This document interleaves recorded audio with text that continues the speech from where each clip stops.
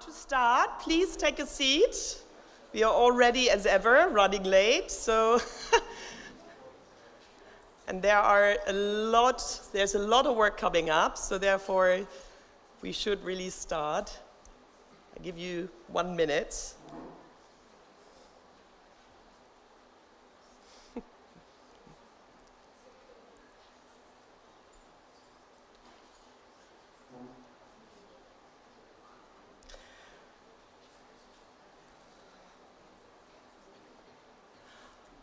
Okay, so we haven't used the academic quarter. That's already a good sign. So it's 9:10, and a very warm welcome to all of you to our second BlueMissionBANOS arena. This time in Riga. We had a huge arena last year in Gothenburg, which was our guinea pig. It was our pilot case. Does it work, these arenas, in order to promote the Mission Ocean? And we all felt, yes, this is sort of, a real good example. And we have actually also taken lessons learned from that exercise in Gothenburg. We have reduced a little bit the program in the sense of that you do not have a choice of 50 workshops, but just 15 workshops.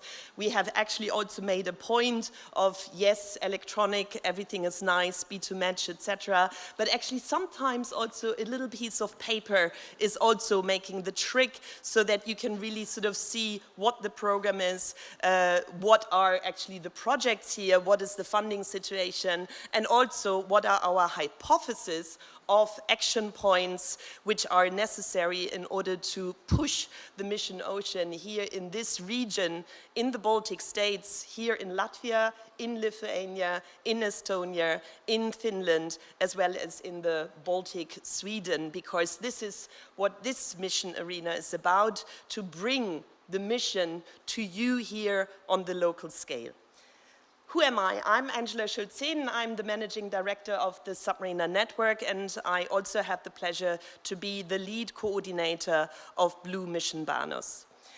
The Submariner Network has been created 10 years ago as the cooperation and the coordination platform of all actors and initiatives across the Baltic Sea region who are really keen on seeing that innovative solutions for a sustainable use of marine resources are actually being brought into the water, into the reality. And already at that time, 10 years ago, we were, of course, talking about low-trophic aquaculture, reed, seaweed, seagrass meadows, circular solutions, sustainable fishery, effective protection, spatial efficiency, ocean multi-use, and much more which has to come along with it, such as good data turned into good information, education, planning, good legislation providing the right incentives, business support, citizens, and hence also consumer knowledge. And we did not only dream, we did not only sort of come up with a roadmap, but we actually also said, okay, somebody has to take this action. And this is how the creation of this really institutionalized network came about. And I'm proud to say that over the course of the past 10 years, we have been able to raise 140 million euro in order to enable our Submariner members and supporters to take the actions we had assigned ourselves in our roadmap. And this has actually led to a plentiful of proof of concepts. And what we have then said to ourselves, okay, we now have the proof of concept. We have companies coming up. We have consumers being more and more interested. So now is really the stage where actually these pilots, they have to go into demonstration, into real-scale implementation. The legislation has to be mainstreamed. More companies have to get on board, and actually also their consumers, so that they actually take up these products. And this is why We, the submariners, were ever so happy when we saw that the European Commission brought up the mission Restore Our Oceans and Waters in 2030. And that we were then even prouder that we were granted the task with our 16 partners to assist and support the Commission in actually inspiring, engaging, supporting all the relevant actors here across the Baltic Sea region as well as the North Sea region to take these necessary actions which are required to turn the blue economy carbon neutral, circular, whilst also reducing pollution and increasing biodiversity. Inspiration, engagement, support, this is what we actually try and inspire to do with this mission, second mission arena. And okay, when we were thinking about the date, we were sort of dreaming of a summer, warmy, spring day. Okay, this has not come about. But in fact, when we were choosing the location, this was for a good reason, because I think you can all feel this is actually an old factory. And actually what we plan to do for the next 1.5 days is work. Because transformation, change, this is not happening by sitting in sort of nice, cushy chairs. This is only happening if there is true work behind it, there's an intelligent setup, there is an assembly line, there is a true value chain, also with the right safety measures, but also a good team where everybody knows what the other one is doing, what their role is, and can rely also on that everybody works hand in hand. But to achieve this, and now it's past Corona, and I'm so happy that we have the opportunity to go physical again, because we have to know each other, and not only online, we have to trust each other. We have to build trust, we have to discuss in order to find the best ways to do things and to move forward as to sort of create our own positive future. Because this is what the mission is about.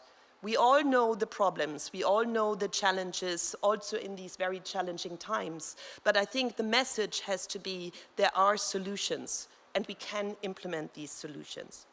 So this is what we hope to achieve, what we want to inspire you to do over the coming 1.5 days' time, to highlight what is already here in this region. Where are good practices, best practices? Where have been bad practices? What can we learn from them, from the mistakes we have made? What should be upscaled, replicated, mainstreamed? What should get funded? What is still missing? And we see it as an achievement in itself that you are here, because I also have to stress that with the BlueMissionBANOS, this event here has already been sort of only made possible because we have combined many different actors, many different projects coming here and actually running their own workshops. So I think this is an achievement in itself. While you're sort of, going over these days, I would really like to stress, have a look into this program. There are action points here, but these are a hypothesis. What we expect you to do to now run into the workshops, look into the action points, listen to good practices, discuss, think, are these the right action points? Is this what we want to prioritize? Is there something else? And then we want to sort of gather back at the last final session in order to really have an assembly, to have a vote on what you see as the priority action points. So please do not run out of this location when we are, on Friday, the Friday event until 3 o'clock, and I promise we will finish at 3 o'clock. That is the importance where we have the vote and we will send it straight away off to the European Commission. But before doing so, this opening is actually about setting the scene. We want to introduce you a little bit to what is the mission, what is the mission board, what is the state of play, and where are also already actors here around. And with that, I would like to hand over to Evangelia from DG Mare. We also have a long story together. We started with maritime spatial planning, and it's ever so nice to have you here, Evangelia. Please.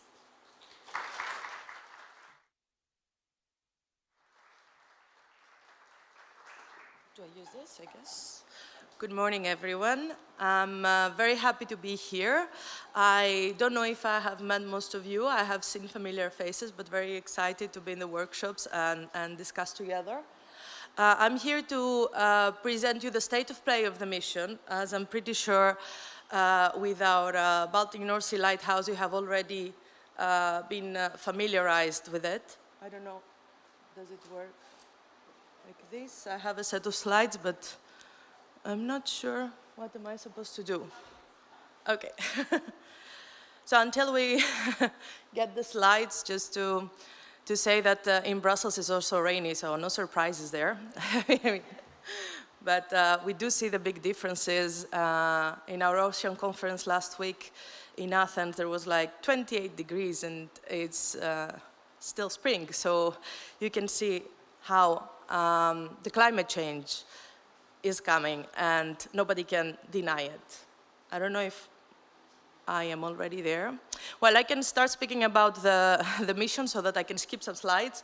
And I can tell you that for those that haven't seen it before, we have 3 objectives and 2 enablers that are in line with the policies and strategies from the European Green Deal. Oh, yes, they are here. Okay. So I would skip that slide because I really believe that you all are familiar with the enablers and the objectives of the mission. So here, just to show you this slide, you probably have seen it in other presentations, in the first mission arena. For sure, you have seen it many times. But what you don't see is this tag that we had before. So in the first phase of the mission, we focused, try to prioritize one objective per basin. But you don't see it here, because now we are passing to the next phase of the mission. And now we're talking about scale up, and we talk about all basins achieving all objectives. And today is actually at the same day we have the Mission Info Days. And my colleagues there will present the new work program. And I kind of borrowed the idea of how you can contribute so that you don't miss out of what they will be saying, but you can also catch up later with that. So there are, well, 3 basic ways of being part of the mission. And the first one is to adhere to the mission charter. So the charter is our joint commitment for transformation, is non-binding and open to everyone. And I assume that most of you have already submitted actions under the Charter, because at the beginning, the Baltic and North Sea was not very active when we set it up 2 years ago. And then it caught up very fast, it caught up speed. But you will see here that it starts being slower, the increase in this basin. So I'm here to call you once again for all the actions that are contributing to the objectives and the enablers of this mission. If you are also planning to restore our waters, then I invite you to submit your actions. You will see that we reached more than 720 actions that have been pledged. We pass an assessment, a quick assessment every month to make sure that they are in line with the mission objectives and enablers, and that they are concrete actions. And so you will see that we have 550 already part of the mission, and they are visible in the Mission Charter website. And altogether, they gather almost 8 billion. Then I wanted to show you another fact about this basin. Of course, we see it as a lighthouse basin, so we see it together with the North Sea. There are mostly upscaling actions, which is very good for this next phase, and I'm very happy to see that. And I'm pretty sure you have a lot of citizen engagement and education and trainings. It's just that they are not yet in our charter, in our radar under the charter. So I invite you to reach out to the people that you know that they are doing it, or yourselves if you have these type of actions, and submit them so that we can be aware of what you are doing. We also see the type of organization is mostly national authorities, which is really good. We really need the authorities to be on board, a lot less in the city, region, or local part. So I'm happy that it will be a local workshop here, and you can all have your say and discuss what is going on. The other is a big bar there, but I have checked before coming here to see what type of actions. They are still research and academia actions. We have museum, we have non-profit organizations that are not listed in the other categories. So there are still education and training as well in this graph. Now, going to the mission events, this is another way here together, all together. We are participating for this reason.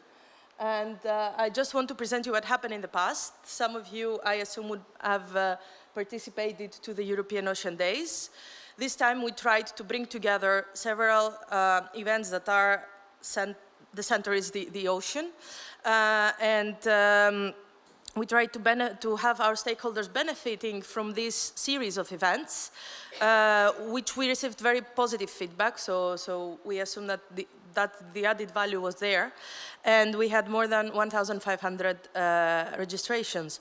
There has been for the mission forum was one of the main events, but there have been other parallel events for the mission charter actions. That's why I'm calling you to submit your actions, or mission projects. And the Blue Parks community have also had their side events. So this is something we plan to continue, and we know that capacity was limited, so we're trying also to have more capacity for the next round. Now, two other events, one I just mentioned at the beginning that just passed, but we have had mission action there, is the UN Ocean Decade in Barcelona. The Mediterranean Lighthouse Coordination and Support Action set up a side event there, as well as in our Ocean Conference last week in Athens. We also had the commitments from the European Commission, and 92.3 million are coming from this mission. Now, in the future, it's not in the slides, I'm sorry about that, but one event that might be of interest to you is the European Maritime Days, that is end of May, 31st, and there will be not a mission event per se, but it will have a focus on the mission, which is the cities that have previously hosted the European Maritime Day or will be the next ones. And they are making a network, and they will have roundtables because each one has its own challenge, and all these challenges are connected to the mission. So if you are participating and you are there, please join these roundtables. It will be very interesting to see each city how is dealing with the different challenges. And the other one is about a commitment that our President von der Leyen made 3 years ago for the digital twin ocean. So now you will see finally what we have been preparing, the core infrastructure, in June. Now the last part, it's about how else you can, because many of you are participating in different calls for proposals, and then we have also the concept of the associated regions for regional authorities. As I said, we have today the info days because we adopted last week the work program 2024. And the calls the deadline is in September. So you can see that now we are shifting to a cross-basin approach. All the lighthouses are involved, and we also are focusing on communities to try to get even more in a local level.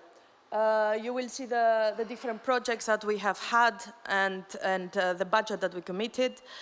And here, even though the organizers probably freaked out when they saw the slides, I'm not going to go through them. I just put them there in case you need them. I will share them with you. They are all the different projects under the different calls that we have throughout the years for each of the lighthouse basins and the blue parks and the two enablers.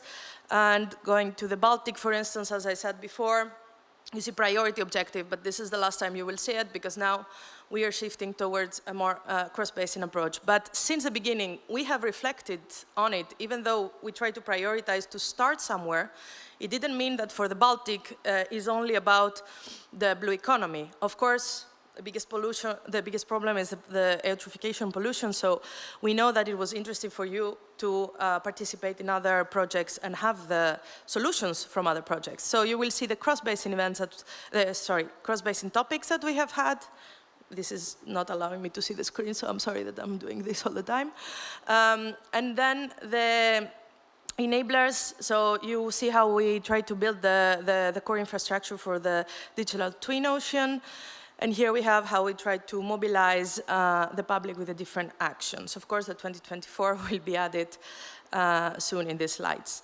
And last thing, and I'm finishing, I hope I'm on time, is about the associated regions, which is a concept that some people might be confused about, so I'm here to clarify in case you have any questions. Basically, how does it work? The associated regions is really talking about regions. It's talking about authorities, regional and local authorities. If we have you among us, please check it out because, as I said before, besides the priority focus in each base, for each objective in each basin, we set up this concept of associated regions so that the regions can actually take on board the solutions of each project elsewhere, not only in the basin that it was focused. So there is some financial support to them, and there are open calls all the time. And I think that, okay, yes, I will tell you later where you will find it, but here is to show you how many associated regions we are expecting, or already there are calls for it. So we have more than, I think 135 is what we expect with the work program together with the work program 2024. So it's quite a number, and we really want to see things getting done. So this is my last slide.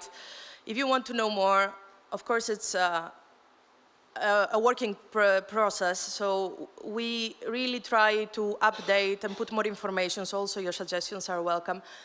We have the mission portal, we set it up under the mission website, and you can find these calls, other news, and different mission solutions, also relevant actions to the charter there.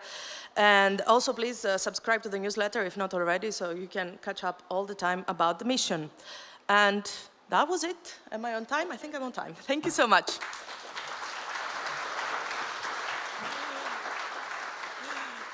Thank you, Evangelia. And I'm sure that you're also very happy to see that many of the projects you have mentioned, including, of course, also the Blue Parks ones, with also Protect Baltic, but also others are here. They are joining the mission because that's what we try to do, that we are connecting all these different innovation actions, but that we even go beyond of the specific Horizon mission calls and actually spread it out also across the other projects, be it Interact one, local ones, other Horizon ones, etc., because they also all have a contribution to make.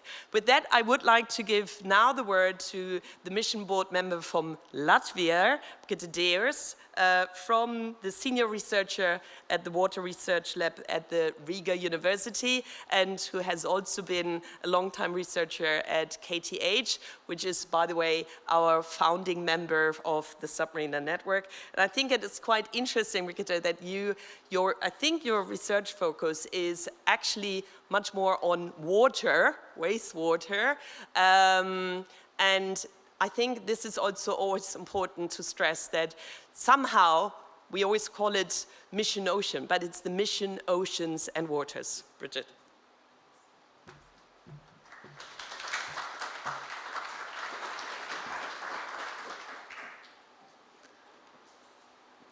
Thanks, Angela, for a nice introduction. And I have to say that today we are coming together here in Riga in Latvia. And I'm quite lucky to be born in this northern European country. My home country has one of the largest water resources of fresh water. And I have been lucky enough to never feel lack of accessible water for everyday use. So the question is, why water is still a challenge? The data from United Nations sharply highlight water-related challenges. For example, 2.2 billion people around the world lack access to safely managed drinking water services. 2.2 billion, not point, but 2 billion people live in countries experiencing high water stress. Also, 80% of wastewater flows back into the ecosystem without being properly treated or reused. So it's important to act now, not only globally, but also individually. And we have to change our attitude by increasing our knowledge about the water, understanding that water is not only something what we can use, but it's also a high-value product. To overcome this problem, with target 2030, Europe Union mission Restore the Ocean and Waters aims to protect and restore the health of our ocean and waters through research and innovation, citizen engagement, and blue investments, including forming board members, where I'm also included, that works as ambassadors to promoting the mission activities. The mission new approach addresses the ocean and waters as one and play a key role in achieving climate neutrality and restoring nature.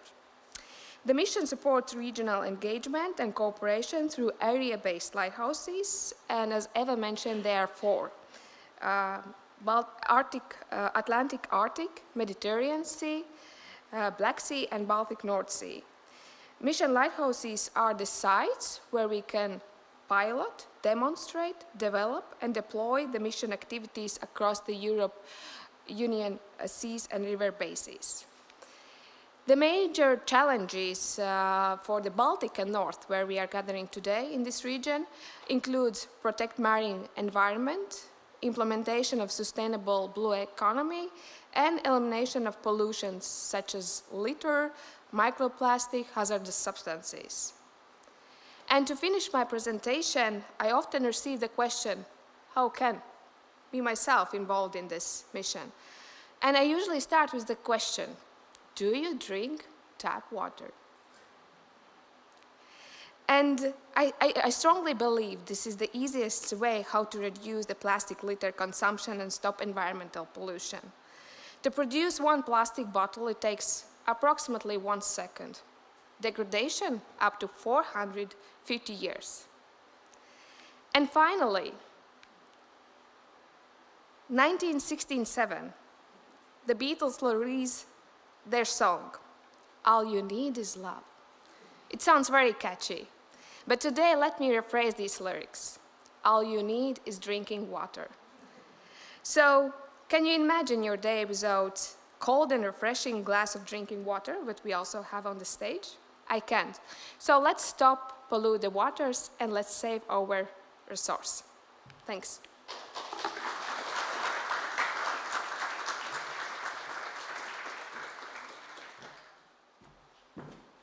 Thanks, Bridget. What a wonderful Mission Ocean board member from Latvia. And with that, I would like to introduce Jonne Kotter as the third keynote speaker. Jonne has been a long time first sort of submariner, and we know each other also a long time already from our first attempts with maritime spatial planning. You're a professor in marine biology. The University of Tartu is one of the second top in, Mission Ocean projects, perhaps if you want to note that. may also have something to do with you, Jonne. And yes, your special field is about modeling, spatial modeling. You're called in by the world. You go also to Chile, Australia, etc. But you actually also really care about what you're doing in the Estonian Baltic Sea. Jonne, I think the floor is to you to give us an introduction. Thanks.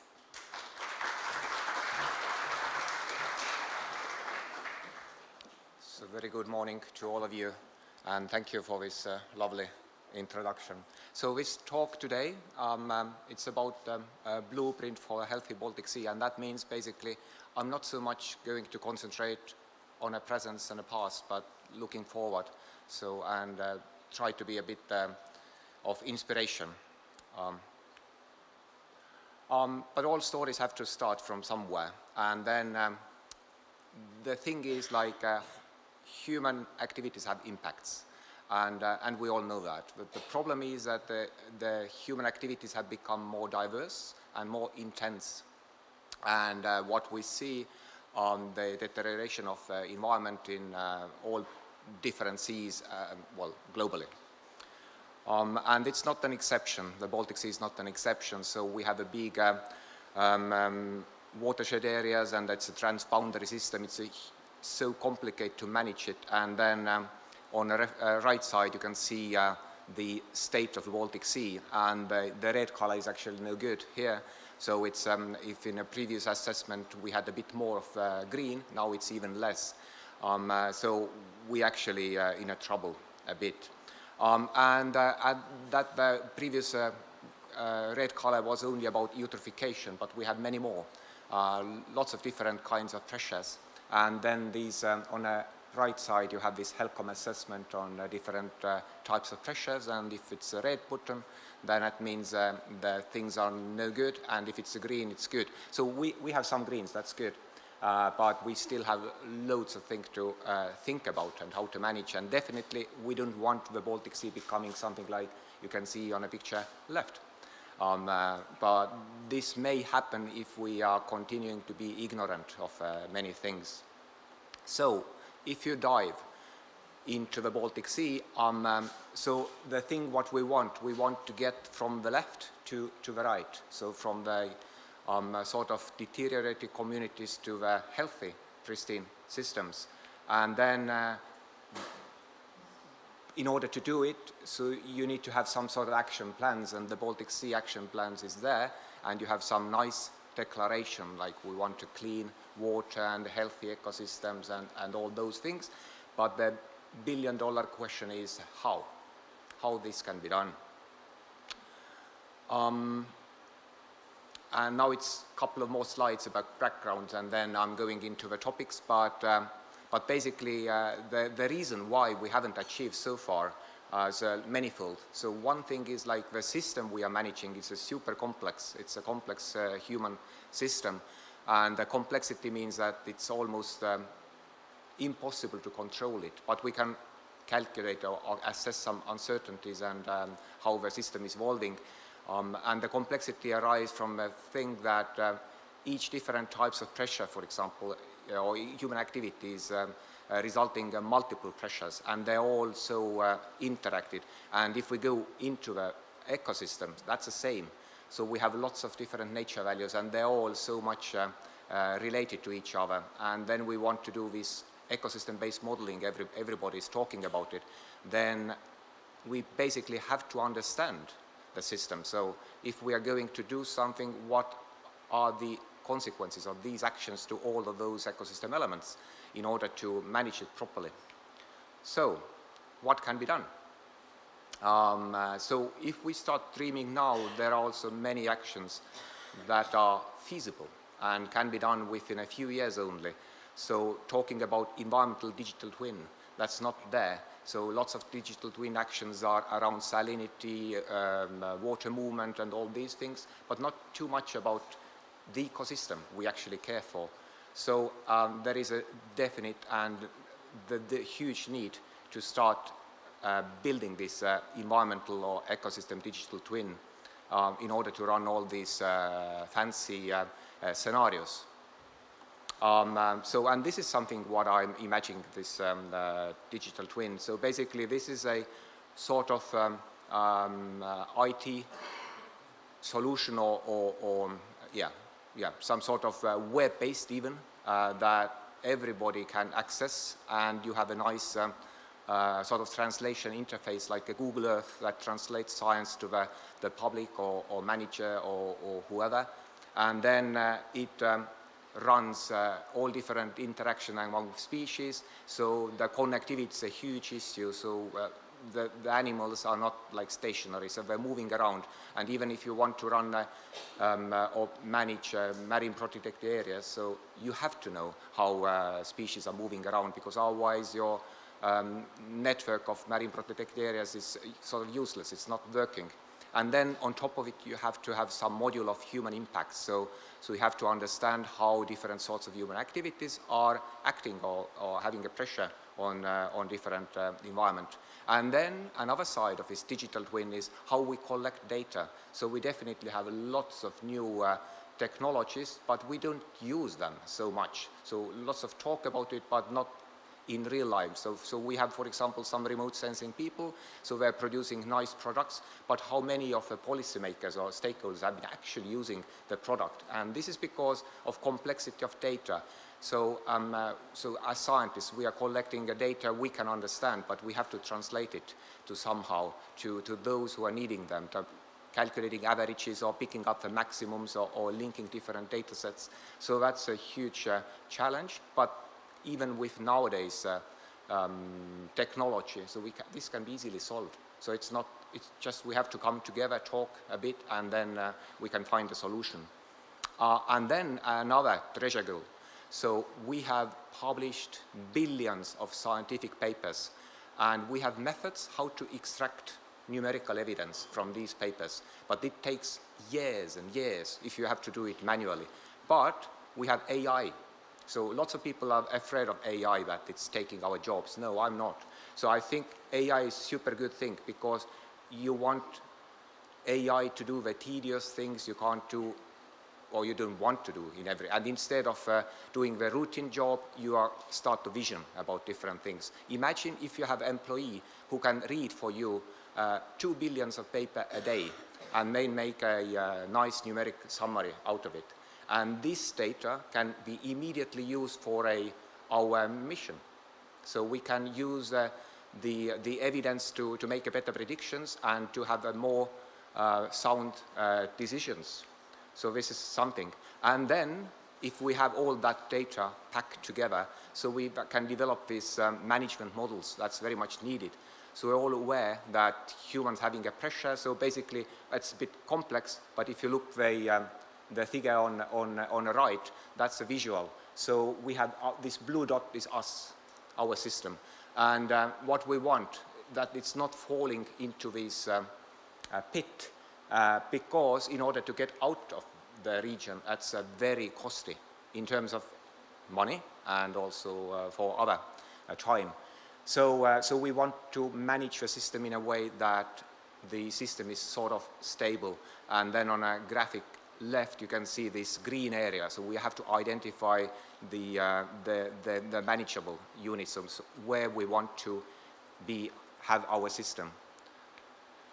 And this is as important as the previous topics, because scientists, we can do different kinds of things, but if we don't know what society wants and if we don't inform them, so nothing is really happening, because there is no acceptance and we don't know actually what are their expectations. So environmental digital twin can also facilitate generating collective vision. So we can gather together, and using these systems we can synthesize the gathered information and use it for a future scenario modeling. And then, if all this is done, so we can start building these decision support tools tailored for different kinds of actions. And these are some tools we at the university started to generate a few years ago, and these are going to be way more numerous in coming years. And as an example of these tools, for example, you want to assess sustainability of different actions.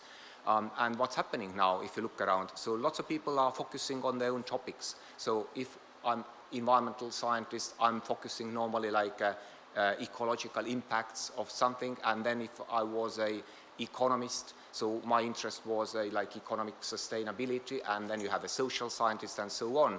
So, but what we have to do some sort of holistic system that is numeric, so that actually gives us an answer, where are we, using all these interesting tools like LCA, and nowadays you have even with social LCAs and other things that interlink different disciplines. So this is a key for sustainability. And then as an outcome, you get that sort of indicators, so you can't see very well, but basically so you have a different dimensions from environment to economy and social governance, and you can see where are we in these particular topics. So, but this is not only about digital. Just very quickly, just showing you the, we have to go to the real life. And then there are different sectors. So one sector is a high-issue sector, like shipping. But there are still some hopes, because there are some guys like this Martin Stopford. So it's a super important person in shipping. And he actually said that in the next 20 years, shipping has to be reorganized.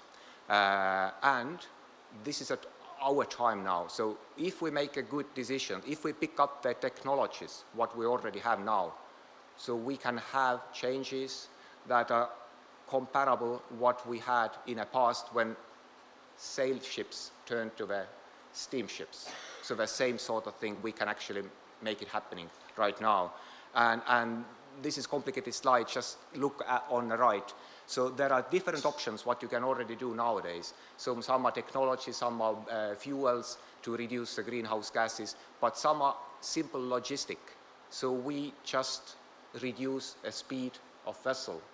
So instead of ship is waiting for the port, we make sure that we know when the location of port is free, and then we adjust the speed.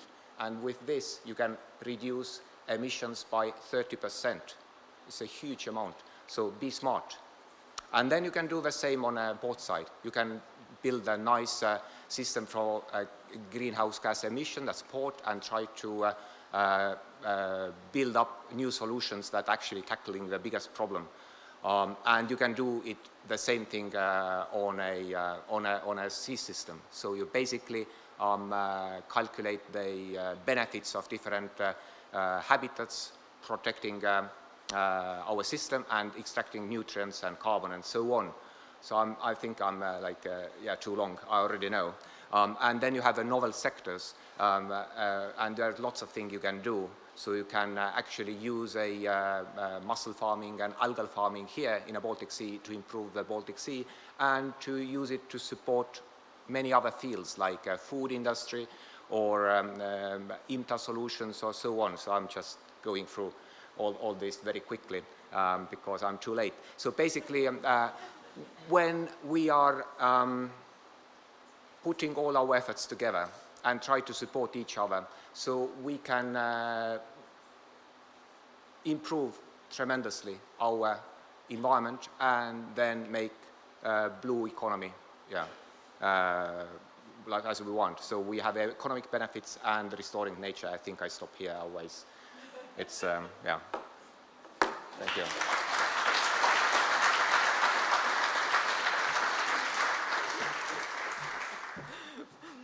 Thanks, Janne, and sorry for my sort of signs, but we have simply also a panel to come, as well as our fourth keynote speaker, Ulla Rosenström. But just for you to know, Janne is in many workshops and will sort of, elaborate on models, mussel farms, etc. So, and we had the benefit of having him here for the full 2 days, so you can ask him all sorts of questions also afterwards. It was just sort of a teaser into his world.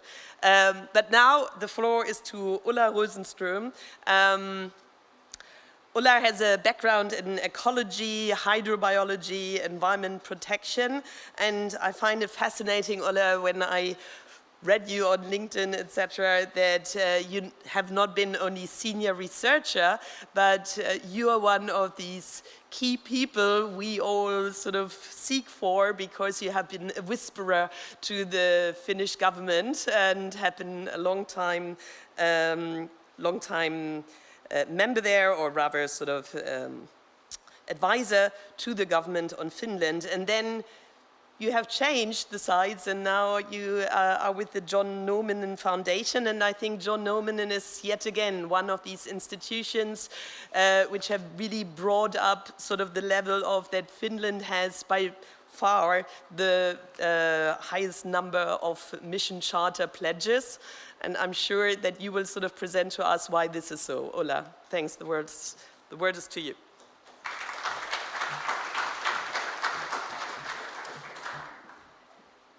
Thank you, and good morning. I don't think I've ever been called a whisperer to the government before, but thank you for that.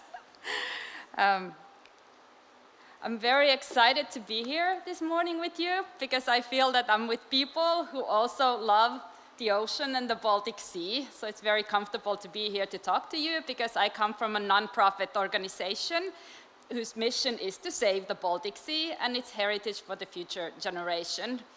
I have a team of 7 superhuman project managers who are doing very concrete work. And at this point, I already want to thank you for all the solutions that you have come up with, how we can save the Baltic Sea over the years, because the foundation is the place where we implement these solutions, as was called earlier on this morning. And we work in the whole Baltic Sea area. So in this map, you see all the little, or the dots are presenting places that where we've had a project or will have a project. So you see it's not only in Finland, it's the whole drainage area of the Baltic Sea. And for us, it's very important that any project that we have, so we have measurable results and we have targeted measures. Because being a non-profit organization, of course, we have funders, and it's very important for them to also see real results. And we could not make these results without, of course, the solutions from the researchers. So we very much need you, and very happy to be here to learn over these 2 days. Let's see. So Jonne very nicely just described the state of the Baltic Sea. So the Baltic Sea suffers from eutrophication, hazardous substances, and biodiversity loss. And of course, the climate change is making it all the more urgent the whole time. And therefore, we don't have much time to waste. We really need to act quickly. And we need to solve this. Too much of blue-green algae blooms. So actually, Jonne stopped at the very good point where he said that we need to move from, if we think that blue economy is just any economy that is happening in the ocean, using the ocean resources, then we need to make it sustainable blue economy where it's also profitable for the environment and not just the economic actors. So I'm going to go through a few concrete examples of, I think we have managed to demonstrate that actions can be both profitable to the economic actors, but it's also good for the environment and the Baltic Sea at this point. And many of these projects will be actually giving you a little bit more detail over these 2 days in the workshops that me and my colleague will be presenting these projects.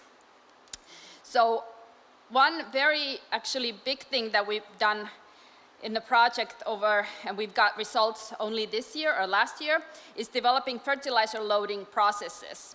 So we've actually, I think we all have known for quite a long time that in the harbors, there can be quite a lot of spilling of loose bulk into the harbor area. So in this picture here, you see it's not snow, it's really fertilizers. But until we measured, we actually proved that it can be, in one small harbor in Finland, actually contributes to the Gulf of Finland as much as all the factors and wastewater treatment plants in that same area together. So we're talking about 200 to 500 tons of nitrogen annually straight to the sea, and we're only measuring what goes through the drainage water. We don't know actually what goes in the air.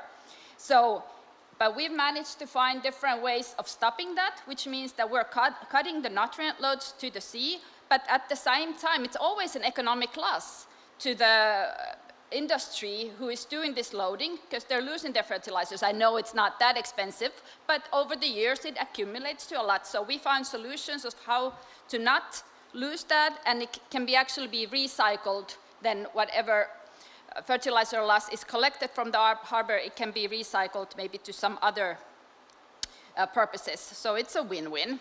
Another win-win is what we've been doing, reducing discharges from tank washing, because it's okay for chemical tankers to actually discharge the very last of the tank washing into the Baltic Sea. But obviously it's not very good for the environment. But since it's possible, and it's considered earlier that it's expensive to recycle those chemicals, but we've now managed to find solutions. We've gotten those companies together to share. Some companies actually had some very good ideas of how to, for example, recycle styrene, but there are other companies who don't know how to do it, and we've just shared that experience, and now I think very soon there will be no styrene chemicals going to the Baltic Sea from Finland. We already stopped tall oil spillage, so no more of that from the Finnish harbors. And then we've also identified some other chemicals.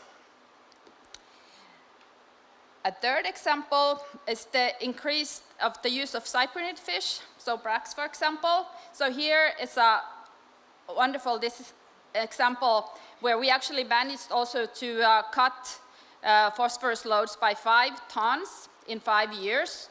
So, because when you use more of this fish, you actually take up the nutrients from the sea to the land, to the tables of people that are eating it.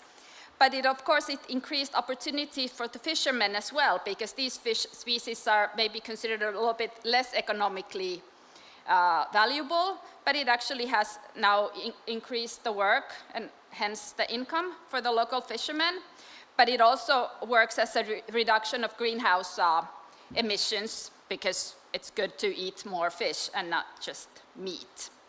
Then there is the reed harvesting, which is a great effective way of removing nutrients from the waters, and also it's good for the biodiversity of the coastal areas. And then here, we've actually been doing this for 4 years already locally in Finland, supporting local actors in terms that we pay them when they move the reed from the shore to some better use. I mean, because many people are cutting the reed, but it's left on the shore, and then the nutrients go back into the water. It makes no sense. It makes sense to actually use it. And now we also have an EU project, the Baltic Reed, where we are trying to find sustainable reed-based production chains so that it's actually a valuable biomass that can really come up with something very valuable as a building material or something. And we've actually talked with over 135 different business people to see what can be used out of it. Now, this is not maybe manual recycling, not exactly blue economy, but this is really one of my favorites. And if you say that blue economy is still, or sustainable blue economy is something that does not do bad for the waters. So here in the agriculture, it just really makes no sense to put animal manure into the fields to be run off to the sea when it can be actually used as a fertilizer in the other fields for growth. So here we are decreasing the nutrient runoff to the sea. We've actually moved like 5 to 10 tons of phosphorus per year from animal farms then to the other fields. And of course, the farmers can save on fertilizer cost and improve also their soil quality by doing this. So this is such a big win-win that I think I love this, and I hope that this is something. And as I'm talking about all these projects, I'm of course hoping still not everything is perfect, so we still could use, for example, more farmers. So if you have any idea of how to get the animal farmers more on board, please do come and tell us. And lastly, and you also mentioned in the morning, the seagrass meadows. So here, again, I think this is important for marine conservation. So we've been replanting, started to replant last year also seagrass, the eelgrass in the Baltic Sea. And here I see, of course, they have a great purpose in the carbon sinks, and it's a key species for the Baltic Sea. So in order, if we manage to restore the seagrass meadows, then it's very good for the economy when we're talking about the fishing industry or the ecosystem services in the large, in terms of how much it can do for the Baltic Sea. So these were a few examples of how we have concretely managed to make your solutions, to implement them as our projects, and hoping that we will then, by this, soon see a better state Baltic Sea. Thank you.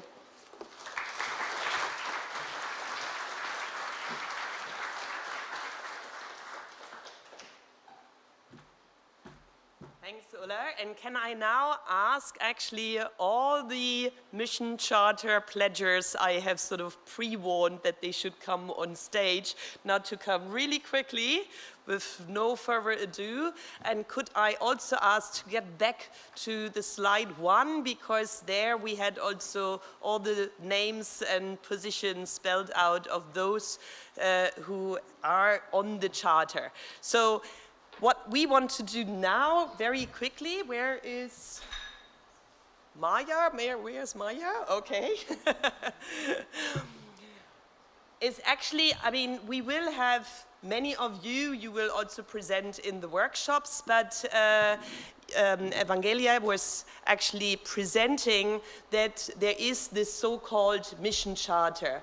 And what is the mission charter about is basically, I think, you know, Evangelia, tell me if I'm wrong, but it's important that we who are interested to take actions, and we are also taking actions, that we actually also make this visible to actually the funding world, to the political world, etc., so that there are actors around who are already doing stuff. And of course, ultimately, also from simply making this known, we have a much better source of sort of replicating these solutions. And we don't have to act as blue detectives, as we call ourselves sometimes, but basically, you know, you come up with your own stuff and sort of show it. So very quickly, we would like to sort of, you know, give you an introduction, and I would like to start actually with Ander Iganaitse from the Latvian Institute of Ecology, because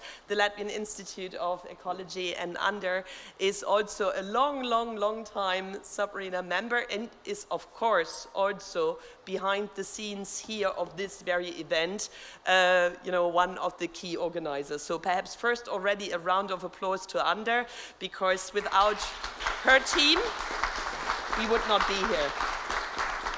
Ander, a very quick pitch on, you know, what are your actions, your very concrete actions. I know that you were in Baltic Sea Safe, etc., and what you're doing in terms of really implementing mission. Your 3 minutes. Oh, that's a lot. Okay. Yeah, 2 minutes is also fine. So. We are a marine research institute, and we are trying to also get into freshwater, and therefore I think we fit well in the fulfilling the mission as much as we can. It's through observations of environment, and then information on what's going on in an environment, and now we also see the option to use our knowledge in another novel way, and it's providing a basis for development of blue bioeconomy. And the most thing I think we care about is about sustainability. What was mentioned by Jonne and what was mentioned by Ulla, that if we want to go on, we have to make things sustainable. And I hope that our participation in research projects and also our own research activities and educational activities we are kind of mainstreaming in this direction of sustainability. Okay, thanks, Ander. Actually, if you move the mic to your neighbor, Marie, because very often it's sort of said, where's the industry, where are the companies, where are the startups who are really doing concrete stuff? Marie is, I would also like to stress, really in two of these innovation actions funded by the mission locality as well as BANOS. And you're from Finland, and I think your slogan is reclaiming the oceans, reclaiming the origins of chemicals. This is your pledge on the mission charter. Marie, can you explain us a little bit more what you mean by that? Yeah, absolutely, and it's great to be here, and hello, missionary friends. I think it's absolutely amazing to be able to be part of this. Yeah, first of all, we are a startup. We have developed a biorefinery technology focusing mainly on the invasive seaweed species as a feedstock, and we see a great potential of tackling the eutrophication via the invasive species. So when we take them out from the oceans, we actually remove the nutrients with those. Then I guess the big question is what to do with that biomass, and this is where the biorefinery steps in. So we refine that biomass into the functional ingredients. So that's why we also want to change the origin of the chemicals of today. So we see great potential of these ingredients to decarbonize also consumer goods. We have taken a lot of different actions around this pledge, as you said. We have also initiated Origin by Ocean Academy. It's our way to educate everyone who is interested in marine ecosystems, and we really want to give tools to people so that they have the scientific background, not all the details, but let's say enough to be able to make the right decisions and really spread the word about the problems we have, of course, around the Baltic Sea, but in general in the oceans. So I leave it there. Okay, you know, during the last mission arena, I had the problem to stop people, but to stop people to talk.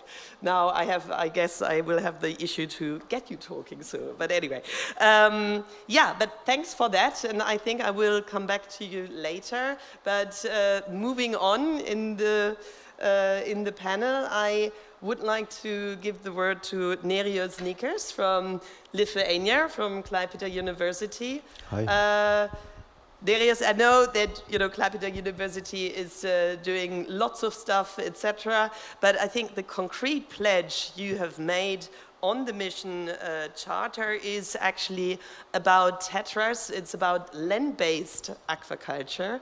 Can you tell us a little bit more? What is sort of land-based aquaculture? What could be the contribution to mission ocean objectives if we had more of that here in the Baltic states?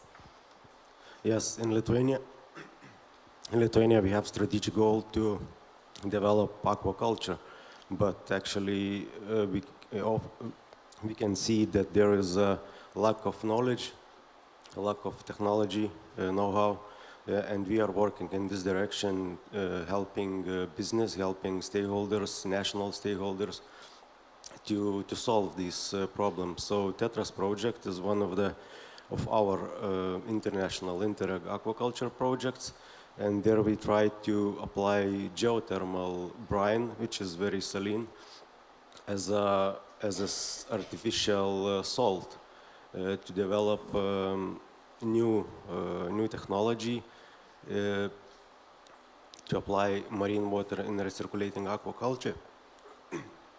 aquaculture, and to help with this to move from sea cage farming, which is very actually detrimental to the sea, to the RAS systems. So that would be one of the goals in Tetras and in general. And where do you see the opportunities there? What is the state of play in terms of these wonderful recirculating aquaculture systems? In Lithuania? Yeah. There are a lot of challenges actually. We have one species which is developing, but all other species are actually lagging behind. So we want to help with this, to diversify the sector, because when there is a very narrow market, it's very risky to develop this. But you see hope? Yeah, we see. Otherwise, we would not do this. Okay, let's move from the, biology part more to the shipping part. I have the pleasure to have Giedrius Januzauskas Yes, thank you. from Klaipėda Science and Technology Park here from Lithuania. We heard a lot about shipping. But I think your project is also, and I know that you're also very active when it comes to the Klaipėda port, to LNG, etc. But the pledge, which came from Lithuania, is actually about inland waterways and what their contribution is to, if we improve the way they are sort of powered, on how this can contribute to carbon neutrality. Can you tell us a little bit more about this initiative in terms of electrifying the inland waterways in Lithuania? Yes, I will try. Firstly, we have transformation in energetic system, and in a couple words to say, we are trying to electrify what is possible to electrify onshore. In inland transport, the same. So this project in which we are involved, it's to choose optimal capacity for batteries and to electrify, to transform the shipping, cargo shipping. And this is inland rivers, near coast, yes, and this is very concerning decarbonization terminology. We should use new fuels to green for green shipping. And if you would ask me about the potential, what I see in some insights as an expert innovation, I see that we are working already in Lithuania with the Ministry of Energetic, Environment, Protection and Economics, doing feasibility study and study where to put captured CO2. It means in Lithuania, it's regulation changes needed, or maybe to transport to the North Sea. Please correct me, today maybe is going voting Net Zero Act in EU Parliament. So it's ongoing changes in regulation, and it is possibility to use, because not only Klaipėda, but all ports near the coast will be, let's say, hubs for CO2, temporarily storage, and then move to somewhere to store for a long time. And I see that green shipping should cover not only port to port 2 points, but should cover and port to the end site where should CO2 store for a long time. It means that we should transport new cargo in sustainable way. So just idea, but it should move, I suppose, in that way. And of course, we have workshops with regeneratable farming in ocean. Again, near the coast, on shore, we have transformation challenge. New cutting technologies are coming. We are going to generate hydrogen from surplus energy from wind farms. Wind farms can be used for the agriculture, for aquaculture, species. And of course, it's a regulation question again. Government should come here, and we should, I suppose, submarine network should initiate new ideas what to do. And wind farm, hydrogen, from hydrogen we have new fuels to green shippings and so on. So a lot of changes, but on ports, on sea coast here in our municipalities. So shortly, thanks.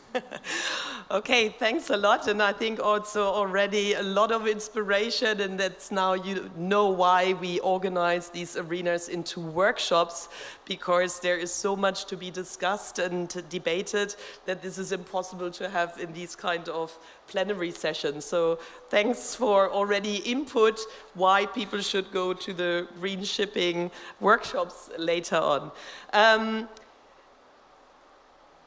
Eva was already talking about sort of that mission is also very much about community-led actions, about communities, and one of these communities are, of course, also islands in the Baltic Sea, and therefore, you know, now the word comes to Saaremaa and Åland. And Helen, you're here because on Saaremaa, or you're with Saaremaa, you are participating in a project Baltic Sea to Land.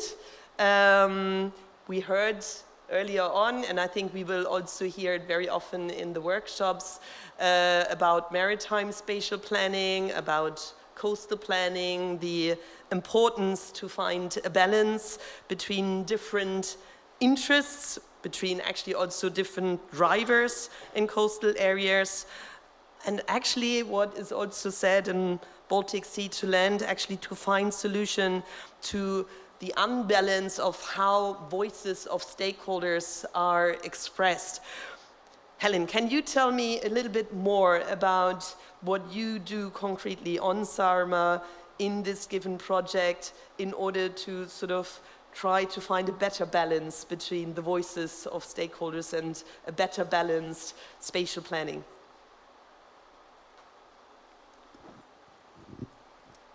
Thank you for the question. The community was actually a quite good keyword in it, as you said, but the aim of the Saaremaa municipality pilot work is to create a supportive framework for like a cohesive planning and like a coastal planning and coastal land planning to use and the maritime functions.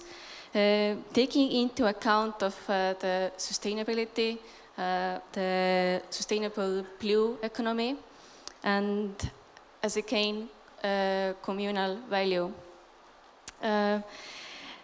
At first, Saaremaa municipality worked and developed its pilot and concept and ideas for it, and developing of themed plan on the coastal values and in its how it's sustainable in a way. And we figured that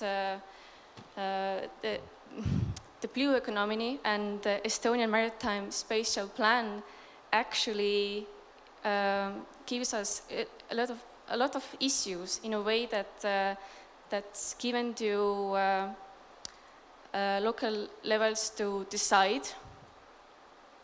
Issues that needed to be take and balance, such as mapping recreations and their potential, and renewable energy, such as windmill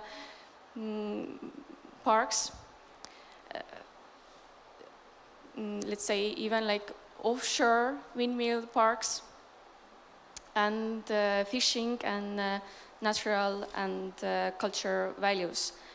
But in parallel of that, municipality also took place of planning with communal people, of working, giving them a GIS participatory questionnaires to get the understanding of how the coastal land is used, how accessible it is, and also from that questionnaire we got to also understand who are our main stakeholders.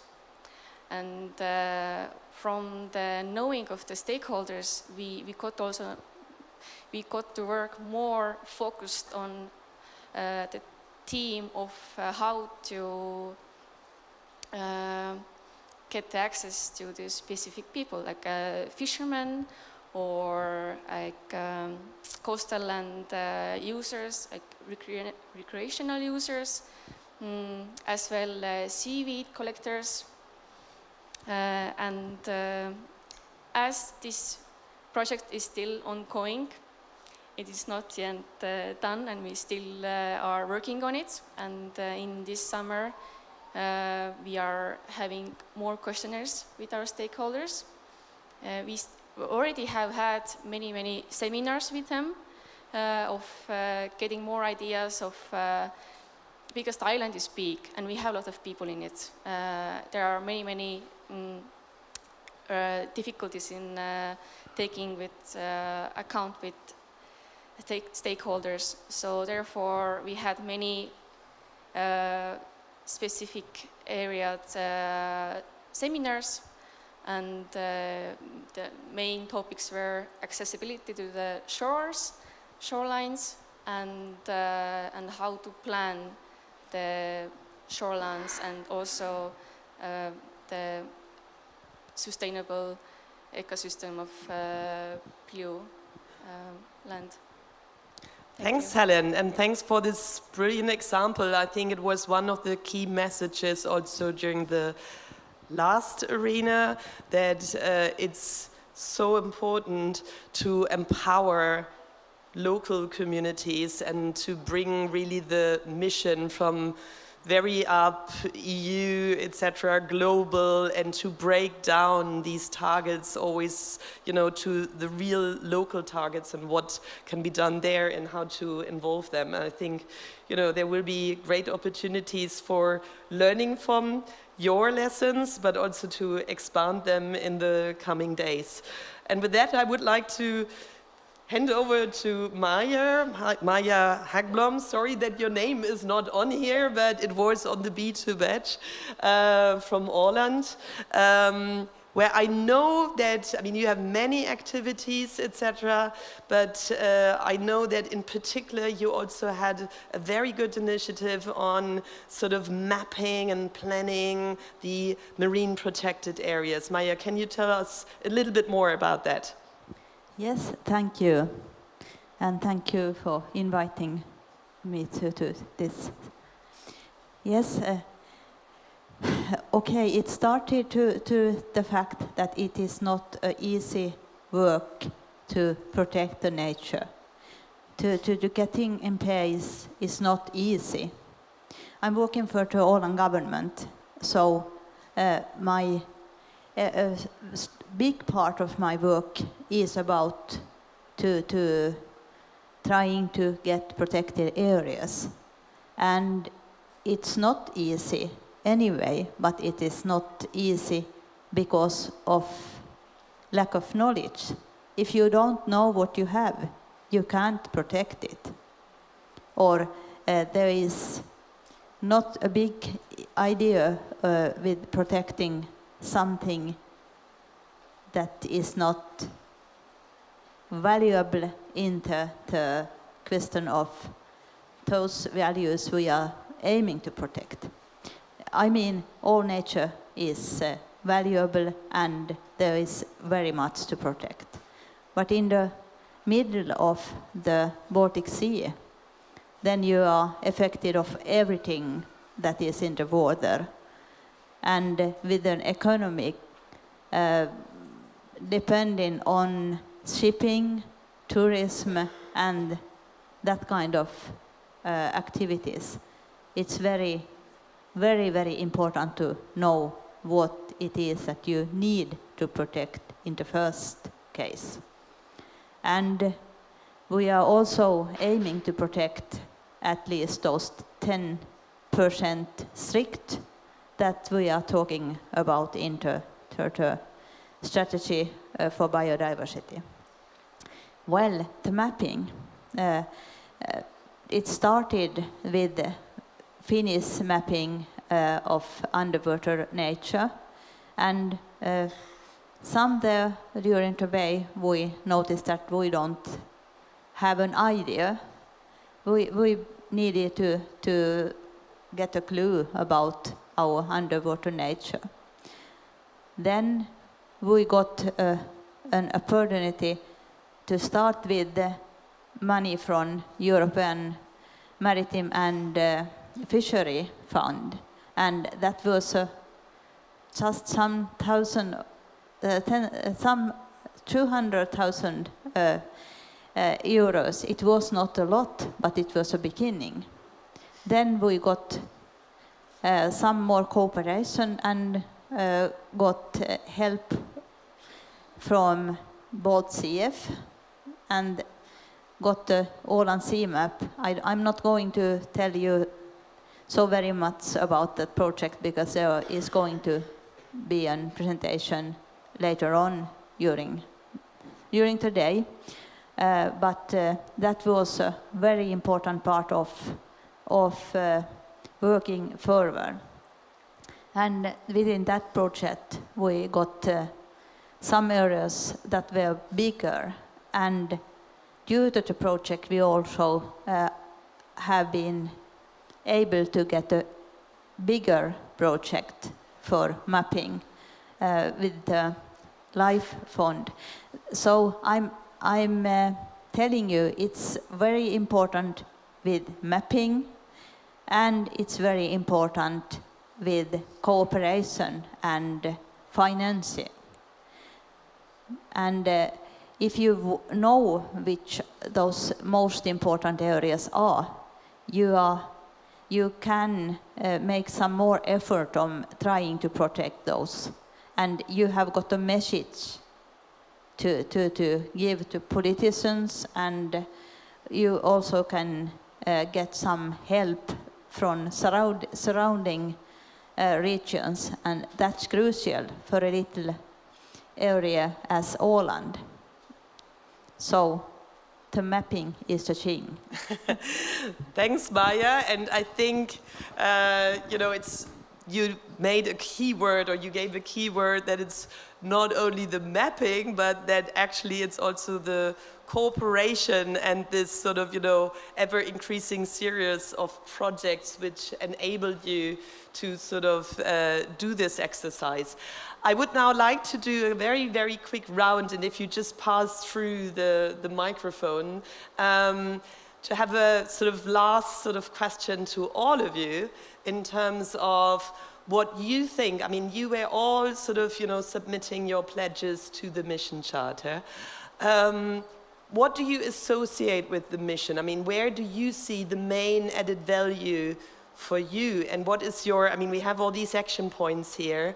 What do you think is sort of for you most important in order to get your work upscaled, replicated, that others are jumping on the board, etc.? What is your key action point? Perhaps we start with Marie. Yes, I think looking at the actions, of course, the regeneration is everything for us. We want to look at the value chain we are using for the chemical industry to be regenerative. So everything what we do is about regeneration and, of course, data. Then the other action point, of course, is the business support, whatever that means, to be honest. But I think that when people talk about increasing awareness of the consumers of certain products, in certain areas, yes, that's very true.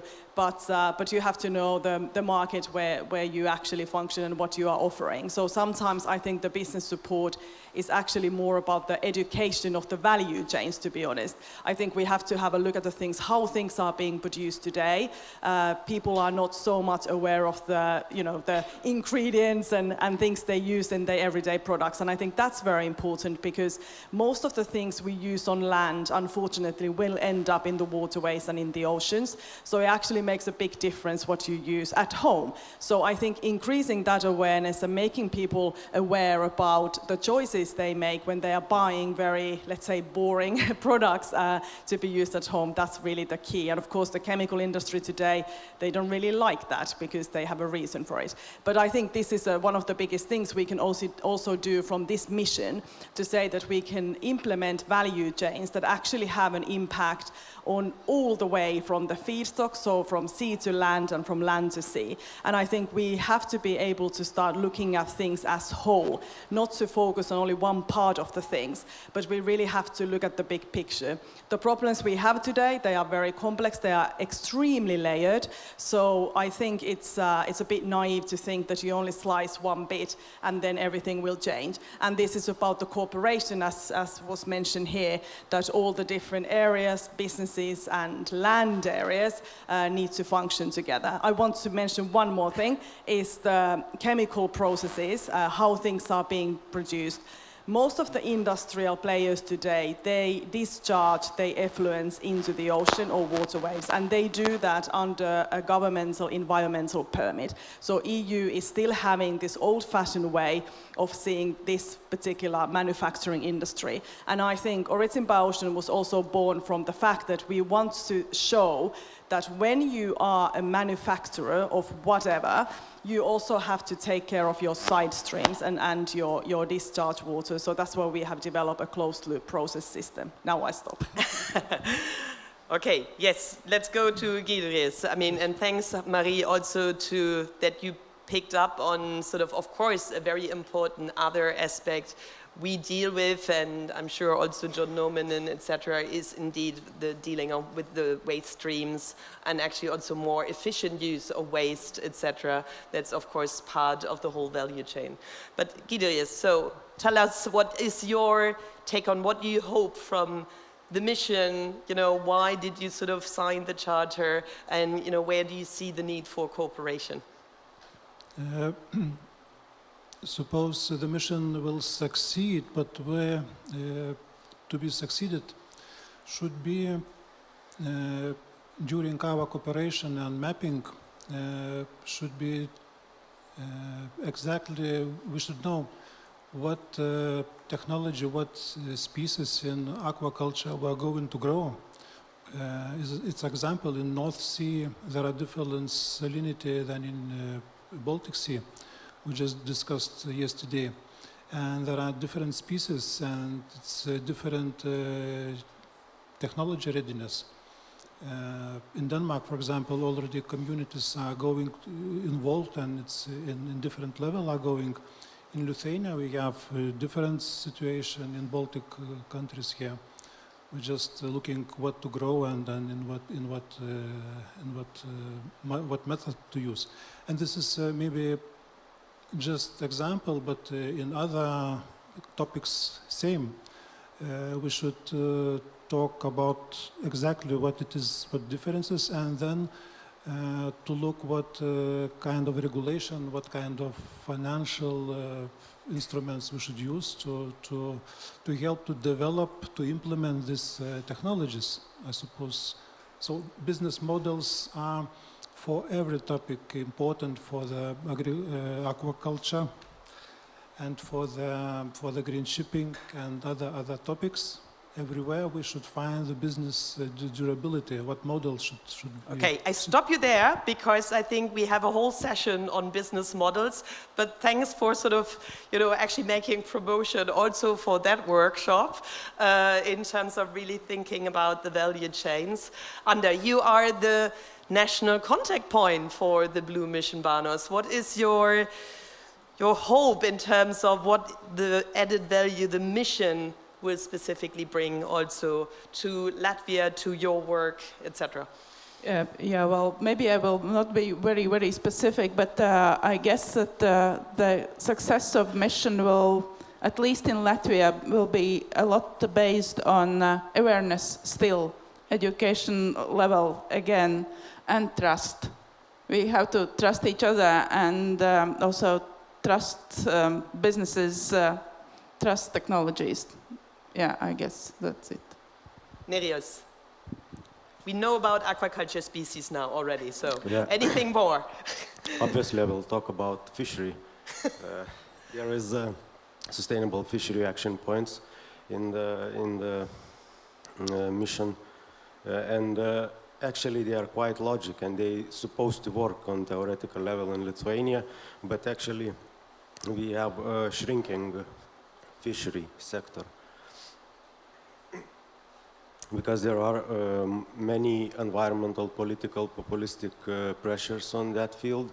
And even though it is considered as traditional small-scale business, it cannot withstand all these pressures. So I hope that this mission points would help at another level to support science-based management of the field. Thanks.